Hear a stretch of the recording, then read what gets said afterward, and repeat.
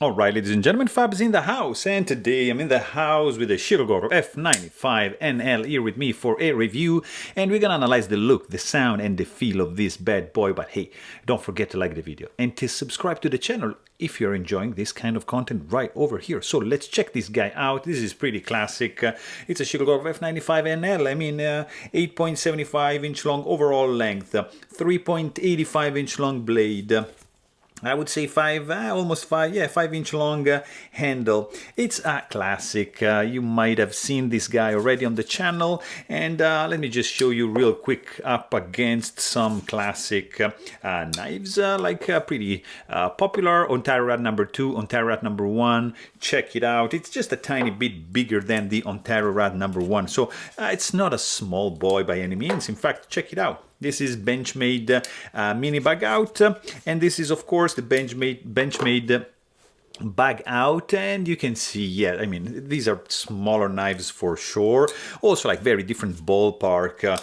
This is Spyderco Paramilitary 2, and this is the little brother Spyderco Para 3 right over here, and you can pretty much check and see where we are standing up against the Spyderco options. Maybe you are a Chris Riv fan, and check it out. This is the small Sebenza 21, and maybe you have a larger one. This is this large Sebenza 31 right over here. Another couple options I can show you guys are the Custom Knife Factory. This is the FIF 20, designed by Philippe Georget. This is designed by Peter Rassenti. This is the Snafu 2.0, also from Custom Knife Factory. And let me show you just another couple popular options we have over here. This is the Hinderer Knives XM18. And what else? Yeah, look at this guy over here. Koenig Knives Arius. This is the Style 55, Generation 4, by the way. And another gorgeous option from Shirogorov. Come on, guys, let me show you this one. This is the Kami Flipper Sienkiewicz design. Fantastic one. And what else? Just a couple of smaller options that I like. This is also Shirogorov Custom Division Neon NL, and that is it, because, yeah, what else can I show you? I think we're done. Oh, I'm going to show you something really cool and tiny. This is the new Peter Rassenti Toad. So just to show you how small can this guy be, and this is like Chris Riv Namdi. So we have some carbon fiber also going on in the house. So let's just go ahead and check this bad boy, because this is a pretty cool titanium frame lock right over here. It's made in Russia by Shirogorov, of course, F95 NL, which means inlay, basically. This is, I would say, the first iteration of this model. It's not the R version. You can also check my other review about that. It's going to be the 3 Bears. This is not the 3 Bears. Made in Russia by Shirogorov. The price right now on the secondary market can be around $800, so depending on the condition. So just you know, overall look is the classic Shirogorov F95 deal. I mean, this is, I mean, a classic look. It's the F95, so truly evergreen knife, titanium frame lock, really cool chamfering going on all around the knife. The design has been really taken care of, because it's so good in the hand and looks pretty good even closed to me. At the beginning I was a little bit like thrown off by this gap over here, but now I don't know, I think it's just like something really distinctive of Shirogorov, and they're using this like throughout the lineup, even in the custom division. So but for example, that is not present in the Quantum, and if you check the F3 series, also it's a little bit less, but still it's there. Also, so you can see that this of course has some nice carbon fiber scales. There's different finishes for and different kind of carbon fiber employed for these kind of inlays, which are, by the way, on both sides. And you have kind of like a dual tone affair for the scales, a little bit of satin in the flats, And then there's some blasting. You can appreciate it better right over here. You see there's like this dual tone finish that creates like some nice contrast going on. And yeah, I like it. This is titanium. There's no internal skeletonization, as you can see on the inside. So this is gonna reflect in the weight of this guy. But you do have some nice chamfer going on the inside, like on the edge, on the perimeter of the scale. So really, really cool job indeed. Of course, you've got the classic Shirogorov finger groove over here, which is gonna be absolutely fantastic in the hand and in the disengagement of the lock bar. So really, really cool indeed. You've got a standoff over here, so no backspacer. That's gonna be reserved for the newest version of the F95. So stay tuned for the upcoming review of that guy as well. And you can see that the blade is absolutely centered and safe. So to the touch, I cannot touch it. I can maybe just like if I jam my finger in it, I can feel the tip a little bit, but it's absolutely safe. So no concerns whatsoever. If you are a Lanyard Hold fan, this is your Lanyard Hold. So you can use this like to pass like a paracord or whatever and put like your cool bead right here. So no issues whatsoever. You've got, I mean, an overall look like super sleek. I love the look of this knife when it's closed. I mean, even of course when it's open, because come on, look at this. But when it's closed, it's also very recognizable in the lines, in the shape, how the design is overall flowing, and I appreciate that. So it's pretty good. It's a classic. Also, the construction is pretty straightforward. There's two screws, pivot screw here, handle screw right there. They're going to require a tool to take this guy apart, even if it's not 100% necessary, but it's advised so you're not going to mar the screws when you are in the process of taking care of this guy, which, by the way, you can also check my maintenance video about this one.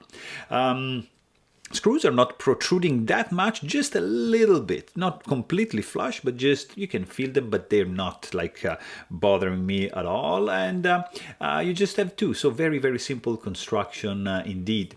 Of course, you've got a stainless steel lock face insert screwed in from the outside with a over travel stop bar, lock bar, sorry, stabilizer integrated in the insert. So really, really cool. Of course, the detent ball is right there. It's not on the insert, just right on the side. So this is going to serve to eliminate any kind of lock stick, even if in this case you can check it out and you can understand what is the so-called Shiro stick. So it's not like a lock stick like you would have in another knife. For example, let me take this guy over here. This guy has some lock stick. So and the lock stick on this one is like that. I need to really push strongly the lock bar, and that's gonna be the sound it's gonna make because it sticks. See? That's lock stick, all right? So it's really hard to disengage this lock bar. In this case, you have the Shiro stick, which happens sometimes in some Shirogorov knives. Like in this case, there's a little bit of that. So hear this, okay? So I'm gonna redo it. So if I push this lock bar and disengage it quickly, you're gonna hear it. You're gonna feel there is a little bit, but it's much different than that. So same deployment. So I'm just gonna disengage the lock bar slowly now. And it's gonna be much, much less. So here you feel it, you hear it. If you do slowly, it's much less. So it's very unique to Shirogorov. I've never experienced any other knife with this kind of stick, but it's not a big deal, and I don't think it's that much of a flaw. It's something like I mean, it's there. I'm not saying it's not there, but it's not a huge deal like as I found it in other brands. So which is very, very different. That's why this is called the Shiro stick. but the purpose of the stainless steel lock face insert is to reduce the stick. So I'm not sure why this happens. Not in all the models. In some models it just happens. Let me know in the comments if you have more information about this.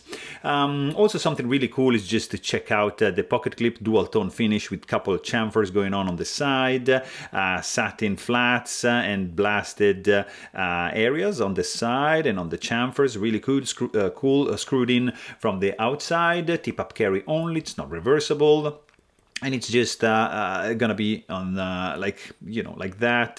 It's actually keyed in with a ball bearing lying underneath that. There's a hole in the scale, so you can't misplace this one as just one position, which is pretty good. Also functionally, this is really good. Nice spring tension. It's gonna stay safely attached to your pocket, and it's gonna be pretty easy to slide in and out. So it's well designed. Blade is the classic Shirogorov blade shape, drop point. You've got some nice stone wash going on. Of course, a classic jimping with a little bit of milling on the sides, kind of not like a swedge, but just like some milling right to the side of the jimping, and then you have your nice drop point and probably like 40% belly and straight edge up to the sharpening choil. Sterile looking blade. You've got the logo here, not on the blade. On the other side, you've got M390 logo, of course, classic Shirogorov plunge grind. You don't have really, this is not really like a finger choil, but mostly like a sharpening choil. And there's some chamfering going on also around the flipper tab, which is, by the way, designed absolutely in a perfect way. I think this is probably, yeah, the perfect flipper tab, because that's how it's supposed to be. The angle should be like that, because in that way you have this area which is rounded off and it's ready to do like a push button absolutely 100% effective and reliably. And also there's some jimping as you can see, so if you want to do like a light switch like that, you sure, you know, be my guest, do the light switch, is gonna deploy nicely. I mean, you can do all sort of things with this flipper tab. It's really good, not sticking out too much, not too obtrusive, and it's well designed, I have to say. Also, like the flat grind is pretty cool. The stock thickness on this guy, let me check. So overall stock thickness at this point is 0.155 inches, and let's see how thin behind the edge this guy is. Let me try this point over here. Yeah, 0.0165, so it can get pretty thin. So this is a pretty cool slicer, almost full flat grind. This guy M390 steel, so pretty much good to go. It's not gonna disappoint in the blade department whatsoever. Also, I like the almost completely sterile look of the blade, especially on this side. It's truly fantastic. From the sound department, this is like classic. Nice clack and nice click. It's clickety, clackety, clickety, clackety. Very good sound and almost not inaudible, but it's nicely dampened, and it's very unobtrusive when closing. And here it's just like a safe clack and you're ready for to work. So really cool sound. The weight of this guy is gonna be I think it's just a tad under 5 ounces, because there's no internal skeletonization going on, so this is gonna be 4.9 ounces. Not too crazy. But of course, it's just something to keep in mind if weight is something that concerns you. Also, like something that is truly outstanding is the lack of hot spots in the handle. Really cool. There's it feels absolutely great in the hand. I don't feel any sharp edges. The lock bar has some nice milling areas. This side is rounded off, so your thumb can easily you know, come in like in this position to disengage the lock bar effectively. Fantastic design. You can also do a nice reverse grip like that. It's gonna feel beautifully in the hand. Fantastic to choke up a little bit more like that. Don't do like this because this is sharpened up to the sharpening choice, so just, yeah, don't. But overall, I mean, this guy feels absolutely solid in the hand. There's some nice texture going on the inlays, and that's gonna add some grippiness to your grip, and that's a good thing. So it's not that slippery. Nice. Also, like, nothing is rattling, everything is safely like in place, no jiggling, no wiggling, no gaps, no misalignment. Everything is flush, and it's placed where it's supposed to be placed, and it's well put together, let's say that. There is no blade play, no lock rock, nothing going on with this blade. You don't have any finger soreness created by the disengagement of the lock bar or the deployment of the blade. It's just nicely designed, so that's for sure. You have this guy, it's running on a single row bearing system, which is still pretty good, because the deployment is gonna be super fast like that, and the closing action is just, look at this.